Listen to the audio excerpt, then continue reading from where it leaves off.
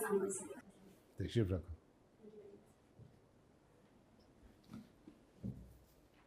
Okay, your Rida is Zahra. Yes, sir. That is a unique name. Let's start with you telling the panel the meaning of your name. Sir, Rida means dupatta or chadar, something you cover yourself with, and Zahra is Hazrat Fatma to Zahra. So my name in entirety means Hazrat Fatma to Zahra ki chadar. MashaAllah. It's a beautiful name.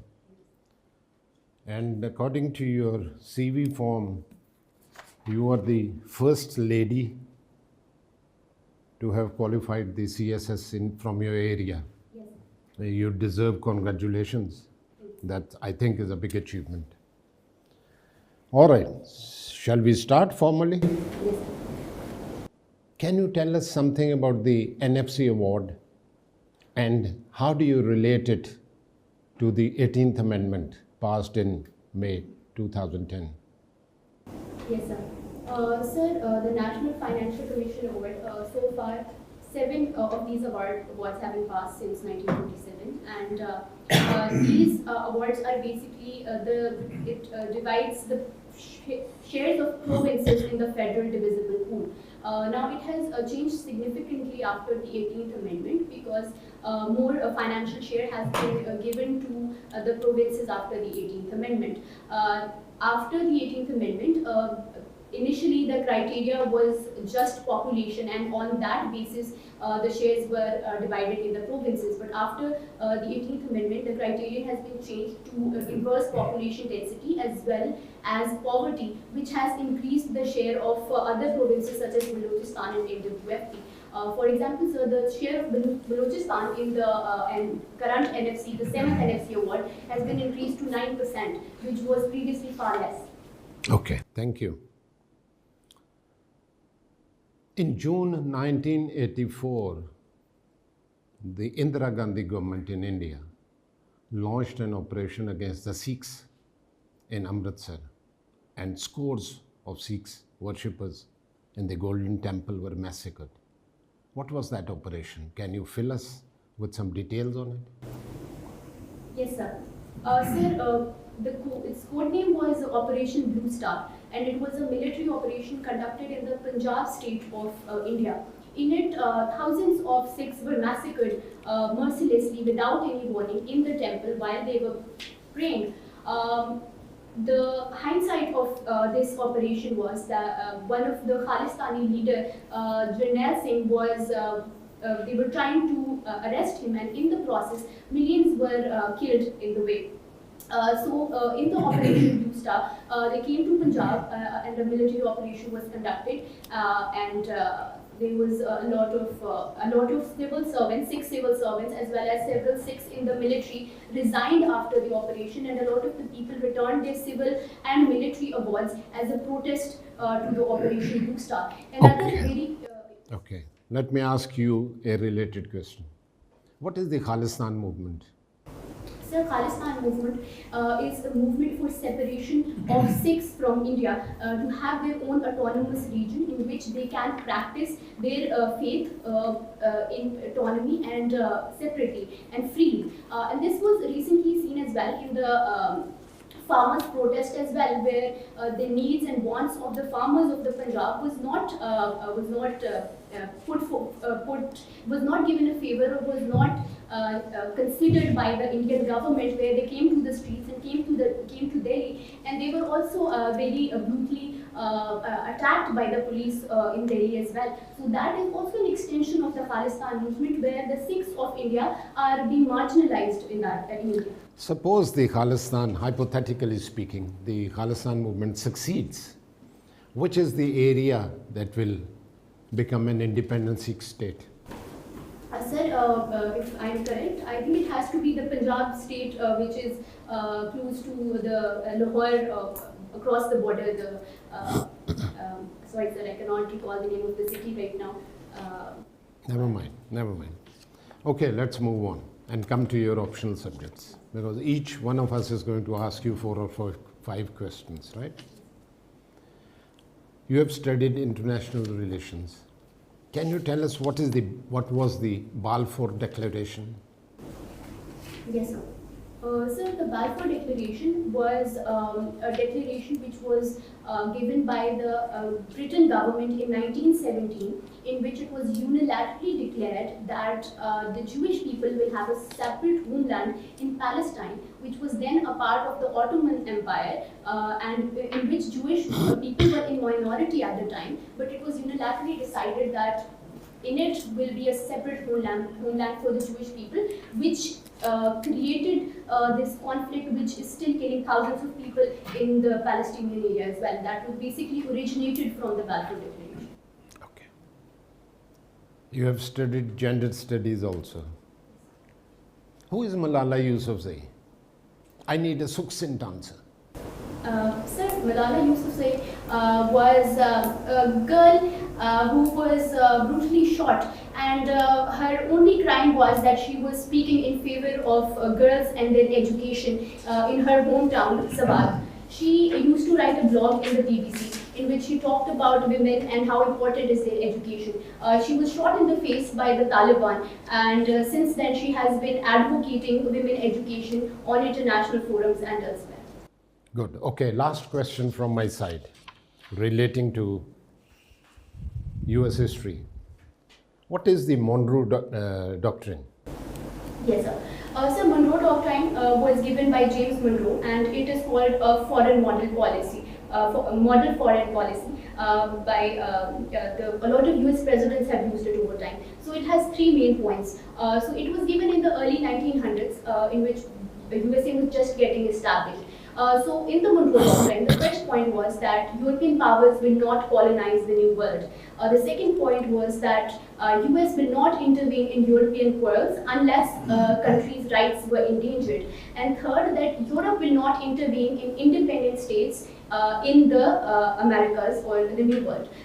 So this Monroe Doctrine was later also used by Roosevelt for Panama Canal, as well as used by I'm sorry, sir, there was a president, I cannot recall his name, he used it to block Cuba, Russia and Cuba.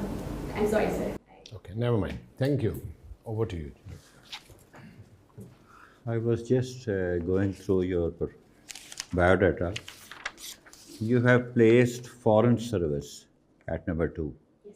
Suppose you are selected in foreign service. And what measures would you highlight to attract the tourists? Sir, firstly, it is essential that for tourists we need to create a safe environment where they feel welcomed. And in that capacity, what needs to be done is we need to regulate our tourism sector. Whether it is a transport system, whether it is the hotels, it needs to be regulated and it needs to be licensed so the tourists know what to expect and they are answerable to the people or the government. Currently, there is a lot of uncertainty when it comes to tourism because there aren't a lot of reliable tourist organizations.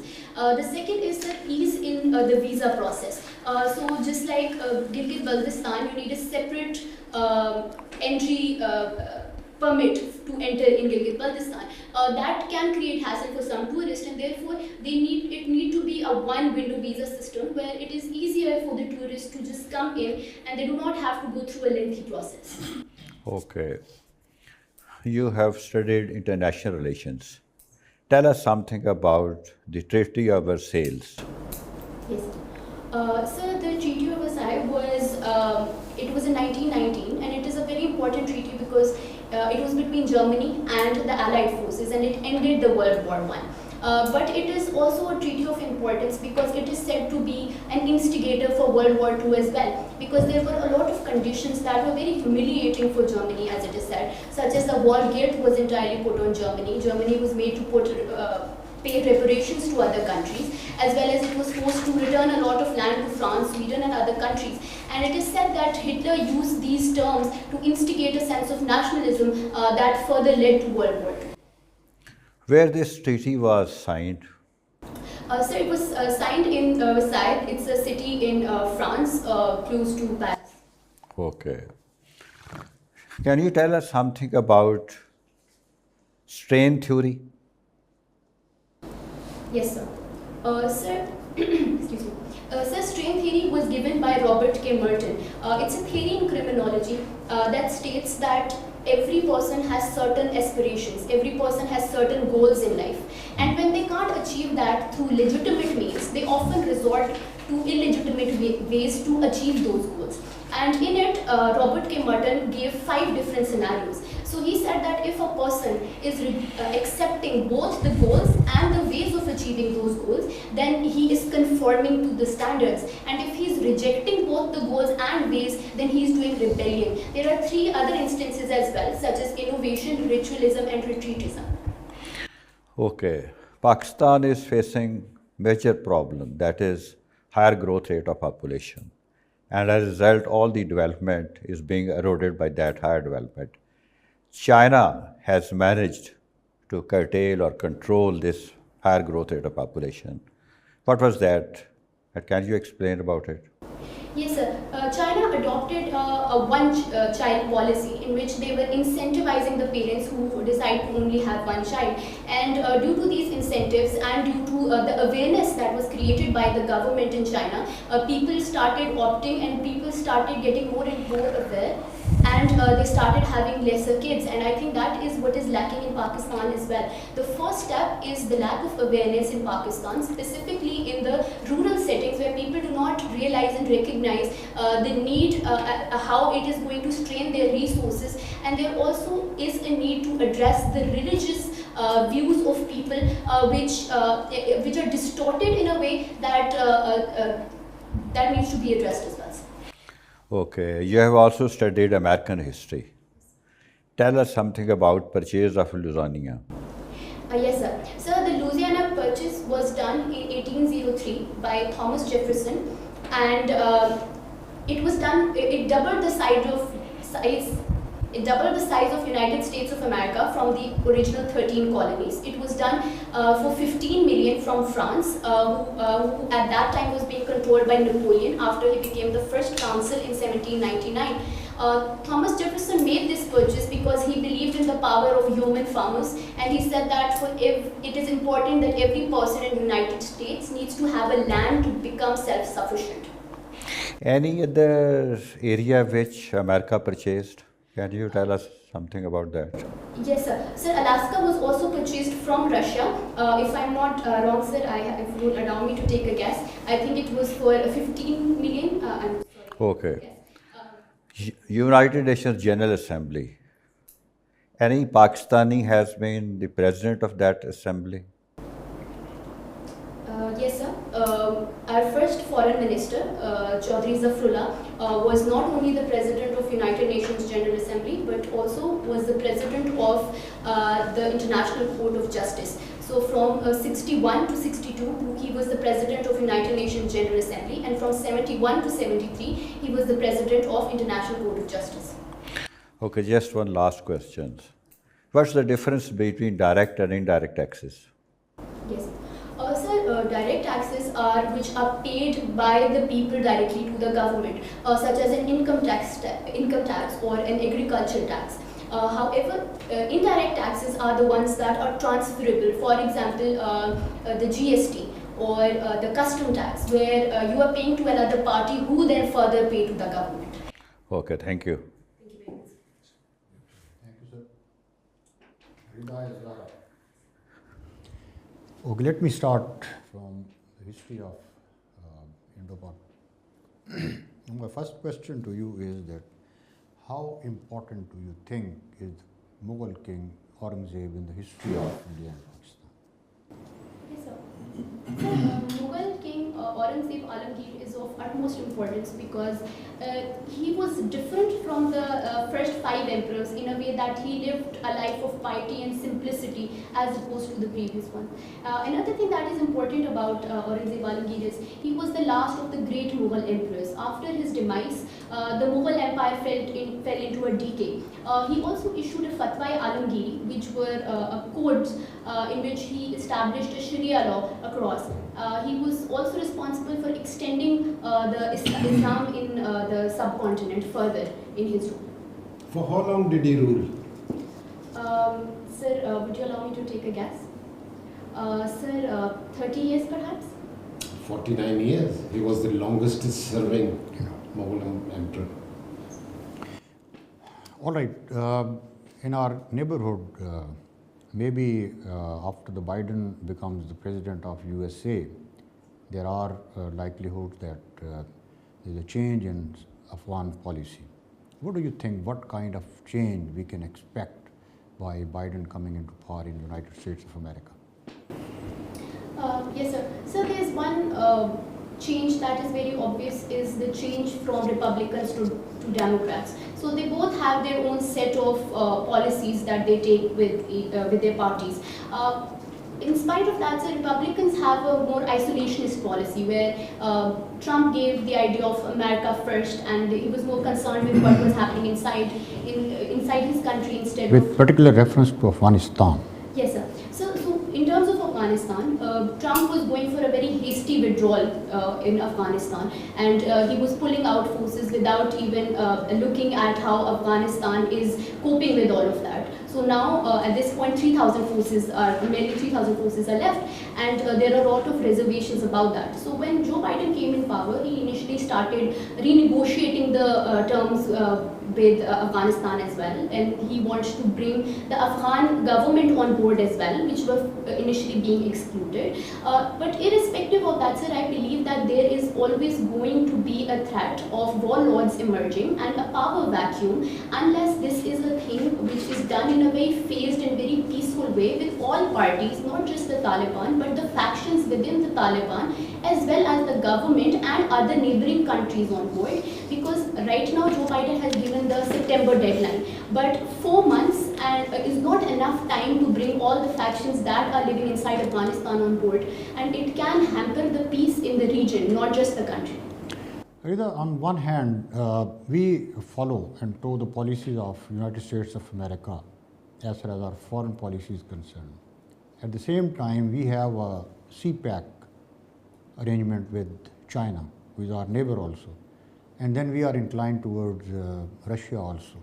What do you think? How can we create a balance between the three with this approach? Yes, sir.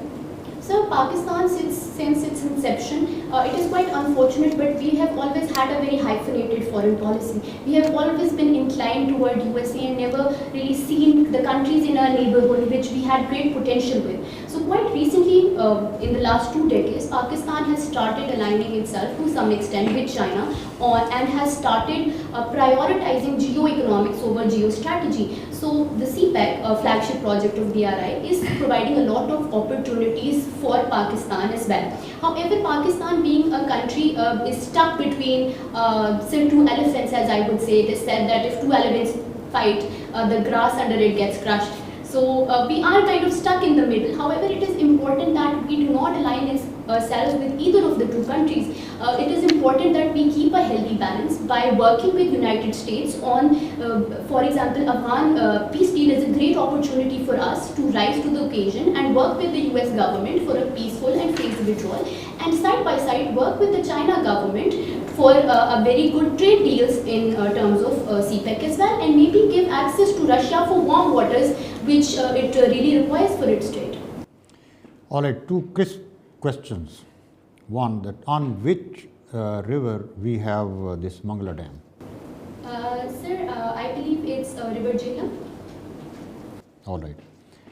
And who was the president of Pakistan during India-Pakistan War of 1965? Sir, that was President Ayub Khan. Thank you. Yes, sir. Thank you. Right, Rida, a couple of questions from your CV. You have stated that your hometown is Bhalwal. Sir, I am born in Bhalwal. My hometown is Nurpur Thal. Is My hometown is Nurpur Thal. I was born in Bhalwal. Acha. What about Khushab? You've also mentioned Khushab. Sir, my hometown is Tehsil Nurpur Thal district, Khushab. Khushab. Anything special? What is the speciality of Khushab? Sir, there is a sweet that is very famous for Khushab. That is. What is it known as in common terminology, common language? It's called Dhodha, sir. And Yes. it's very famous. It's a sweet. Right.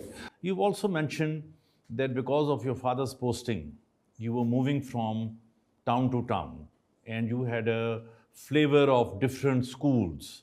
Did it benefit you, or did your education suffer on that account? Sir, looking back now, I believe that it was one of the best things that happened to me because shifting schools every year, at that time I felt I'm losing my friends every year. But now I think it has made me more flexible as a person, flexible to moving new places. It has also made me a more social person. I'm comfortable meeting new people, getting along with people is easier for me because I have done that my entire life. All right. Your subject, or you have been a student of history of the USA. Can you tell me something about the Boston Tea Party? Yes, sir. Sir, Boston Tea Party was a very important event because it was one of the most important events that led to the American War of Independence. The Stamp Act of 1665 being the first one, and Boston Tea Party was in 1773 being the second. A Tea Act was passed by the British government. Then, if I'm remembering correctly, it was King George the Sixth, perhaps, and he passed this law where all the tea that was being brought from the British East India Company must be taxed before it comes to the American colonies. So when this tea came to Boston, there were a group of people called there was a group of people called the Sons of Liberty who boarded the ship and wasted a lot of all the tea from the Dumped. dumped all their tea. How many crates? Sir, perhaps it was 43 crates that were dumped into the sea at the time. How many? 43, sir? All Many right. more than that. Many more. Never mind. So 43 is Go ahead. Okay. more crates were dumped into the in the sea, and because of that, the Britain adopted harsh policies against the colonies, which were called the Intolerable Acts, that further led to the American War of Independence. Right. Another question relating to Gwadar. What is the importance of Gwadar for Pakistan? Yes, sir.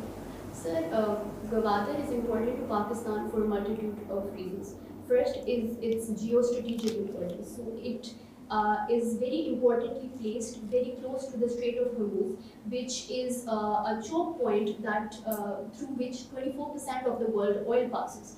So the second importance of it is one of the biggest deep water ports in the world. Thirdly, sir, Pakistan has been suffering economically for some time now, and this is Pakistan's way to get connected to a lot of landlocked countries, to give them access and get transit fees, such as Afghanistan is a landlocked country that we can give access to. Similarly, the Central Asian republics, which are all landlocked, can gain access to the Indian Ocean through Gwadar. Similarly, sir, Pakistan has also gained significant diplomatic clout because of Gwadar. Because after the China-Pakistan economic corridor and China gaining access to the Indian Ocean and overcoming its Malacca dilemma, Pakistan has become a central player in the Indian Ocean because of its trade route. All right. This CPAC, the road which starts from Gwadar, where does it end all the way to? Sir, it passes from Gilgit-Baltistan and into the Kashmir region or Xinjiang region of China. Right.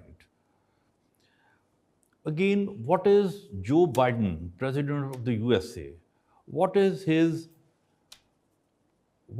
impact of his policy on Pakistan's foreign policy?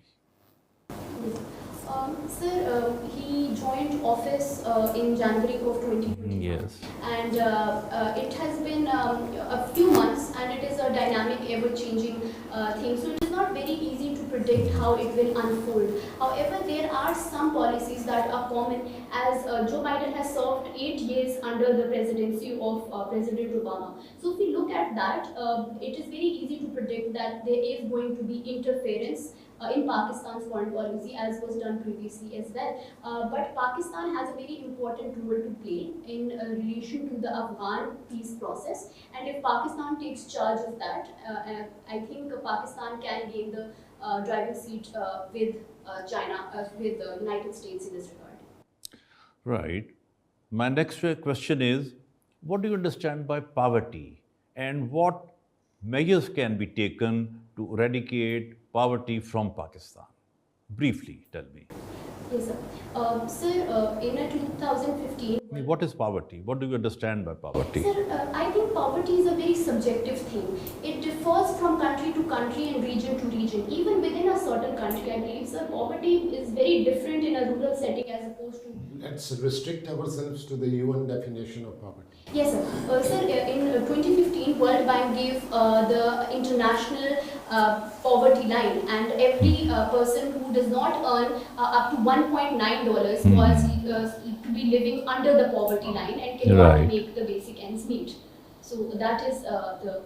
And then the second part of my question, what measures can be taken to eradicate poverty from our country?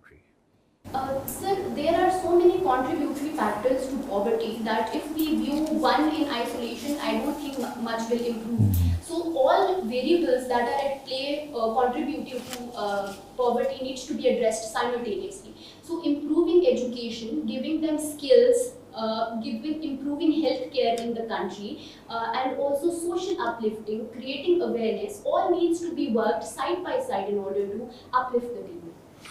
Right. My last question would be, what do you understand by women empowerment? Sir, women empowerment has significantly changed over the last couple of decades.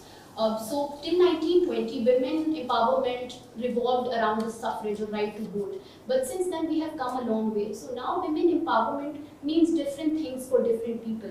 Women empowerment is now an all-encompassing term where it is not only talking about eradicating gender-based violence, it is talking about education for women, healthcare decisions that women can take themselves. It is also talking about media portrayal of women, gender, sexist language. So it is an all-encompassing term where women are addressing all the issues that they face in daily life, in work life, and in personal life. Right. That's all from my side. Okay, now one last question, parting question from my side. We talked about education in the context of poverty. Would you agree that instead of laying emphasis on school and college education, the government should shift its emphasis on vocational training and vocational education so that youngsters, young boys and girls get trained and they find better job opportunities?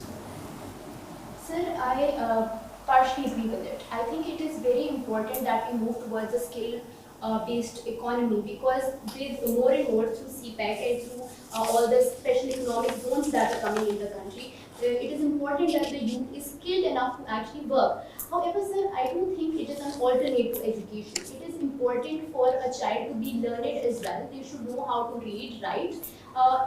And in addition to this, it is important to have a skill as well that can get them an earning as well. Good. Thank you very much. Thank you very much, sir. Thank you. Thank you, sir. Thank you. Okay, gentlemen, now that the interview is over and the candidate has left, let's analyze. What are your views about her? I think overall she performed well. I was impressed by her personality, her excellent communication skills, and above all by her unflappable approach in dealing with the questions. She almost answered most of the questions, but in certain areas she is lacking, especially in US history, where she needs to focus more. And similarly, on some occasions she speaks very fast, which she needs to control. But overall, I think she has a very bright chances, and most probably she must be in the list. Thank you. I think she appears to be a good candidate. She portrayed a lot of confidence and she spoke very well.